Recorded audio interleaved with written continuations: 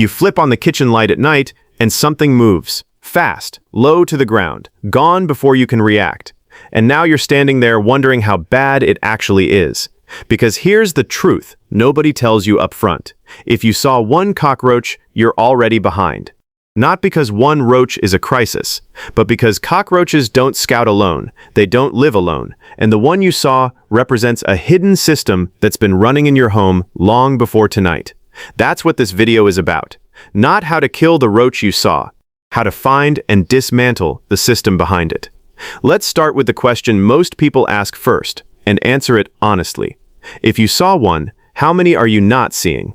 Research on cockroach populations puts it this way.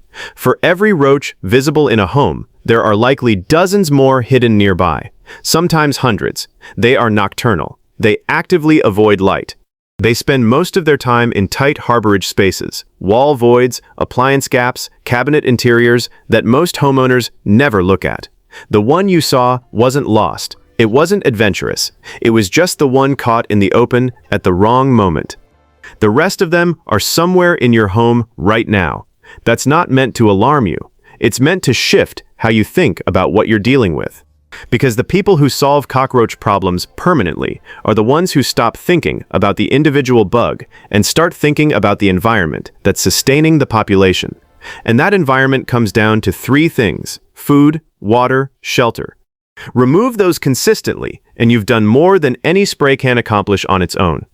So let's break down each one, starting with the one that surprises people the most. Food first. And this is where most homeowners are more exposed than they realize. A clean kitchen by human standards is not a clean kitchen by cockroach standards. Roaches can survive on amounts of food so small they're essentially invisible to us. The grease film that builds up on the back of the stove over months. Residue inside a drain from food particles that have been washing down for years. Crumbs under the refrigerator that haven't been touched since the appliance was installed. A pet food bowl sitting out through the night. A trash can that gets emptied regularly but never actually washed inside. None of these make a home dirty in the way people usually mean, but every one of them is a reason cockroaches decided your home was worth staying in. Here's what most people never do, but what makes a bigger difference than any spray: pull the stove away from the wall. Look at what's behind it. Most people find grease buildup that's been there for years. Pull the refrigerator out. The floor underneath is almost always a surprise.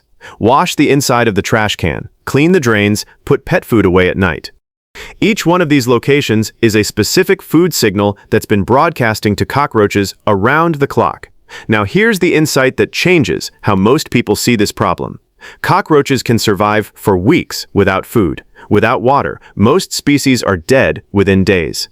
That means the slow drip under your sink, the one that never actually puddles, the one you've been meaning to fix for months, could be doing more to sustain a cockroach population than every crumb in your kitchen combined.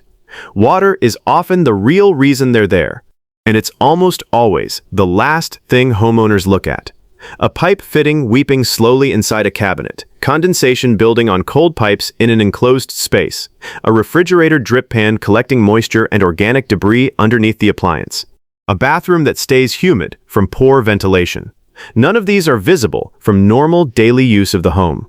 All of them are reliable water sources that no spray product addresses. Fix the drip, improve the ventilation, check the drip pan. These aren't optional steps. They're often the single most impactful thing a homeowner can do. If you're getting value from this, and we're about to get into the part that most people never find out until the problem is much worse, go ahead and subscribe.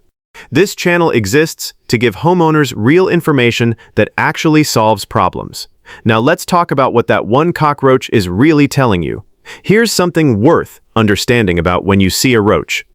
A nighttime sighting near a food or water source is normal cockroach behavior. They're nocturnal. That's what they do. But a daytime sighting is a completely different signal. Cockroaches avoid open spaces and light during the day.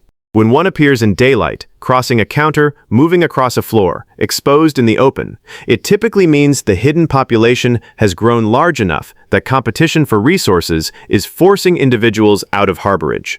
Space is running out. Food and water access is contested. The overflow is becoming visible. A daytime sighting isn't just a pest problem. It's an escalation warning. If you see one during the day, treat it as confirmation that a population is already established and that the response needs to cover the whole home, not just the spot where you saw it. Now let's talk about why most people's response makes things worse before it makes things better. Spraying feels productive. It kills what's visible. But visible roaches are almost never where the infestation is centered. Spray that reaches open counter and floor surfaces doesn't reach inside wall voids, under appliances, or inside the cracks where roaches actually live. You've eliminated a fraction of the population and left the core completely untouched. And some sprays actively make things worse. Repellent-based products can scatter a localized population throughout the home, pushing roaches from the kitchen into bathrooms, bedrooms, and spaces that weren't previously affected. What looked like a contained problem becomes a distributed one. Treating only the kitchen and ignoring the rest of the home is another gap that keeps infestations going. Cockroaches follow plumbing lines between floors, travel through wall voids between rooms, and establish themselves anywhere conditions are right. A kitchen-only treatment is dealing with part of the population while the rest continues undisturbed. And stopping treatment too early, the single most consistent reason cockroach problems recover, gives the surviving population time to rebuild. They reproduce fast. A partial treatment followed by no follow-up is often worse than no treatment at all, because it selects for the individuals that survived contact and creates a false sense of resolution. So here's what actually works, and it's more structured than most people think. Clean the hidden areas first, behind and under every major appliance, inside drains, under the sink, the refrigerator drip pan. These are the locations that accumulate the food residue and moisture that make treatment possible in the first place. Applying bait or product to a space that still has active food and moisture sources is working against yourself. Cut the moisture, every drip, every slow leak, every source of persistent dampness. This step is often more impactful than any product because it removes something cockroaches physically cannot survive without. A fixed leak does what no spray can do. Seal the entry points. Gaps around pipes where they enter walls, cracks along baseboards, spaces under doors. Cockroaches compress through openings far smaller than most people expect. Sealing these reduces movement within the home and limits reinforcement from outside. Use bait, and use it correctly. Cockroach bait is consumed by foragers, carried back to harborage, and spreads through the population through contact and feeding. It reaches individuals that never touched the product directly. But bait placed in open spaces instead of inside harborage areas is largely wasted. It needs to go where roaches actually spend their time. Inside cabinet hinges, along the back walls of cabinets, in the void spaces under and behind appliances. Two locations most homeowners never consider. Electrical outlets on walls shared with kitchens or bathrooms. Cockroaches use the interior of outlet boxes as harborage and the wall void behind them as a travel route between rooms. And cardboard boxes in storage areas. Cardboard holds warmth and moisture and is easy to nest in. A stack of undisturbed boxes in a garage or closet can harbor a significant population completely out of sight. Switch to sealed plastic bins if you're dealing with a persistent problem. Here's a situation that brings all of this together. A homeowner in a clean, well-maintained kitchen had been seeing cockroaches for about 2 months. They sprayed every week. Numbers would drop for a few days, then climb back up. They couldn't find anything obviously wrong. The kitchen looked fine. They started wondering if the building had a problem, if the neighbors were the source, if there was anything they could actually do. Then one day they decided to pull the stove fully away from the wall. What was behind it? A thick layer of dark grease coating the back panel and pooled on the floor beneath it had been building for years. No one had ever looked back there. No one had a reason to. Then they pressed their hand against the interior wall of the cabinet under the sink. It was damp. A drain fitting had been weeping a slow, continuous drip. Not enough to puddle on the cabinet floor, not enough to see from the outside, but enough to keep that enclosed space consistently moist for months. Two conditions, both invisible from normal use of the home, both providing exactly what was needed to sustain the population through every round of treatment. The grease was cleaned, the fitting was fixed.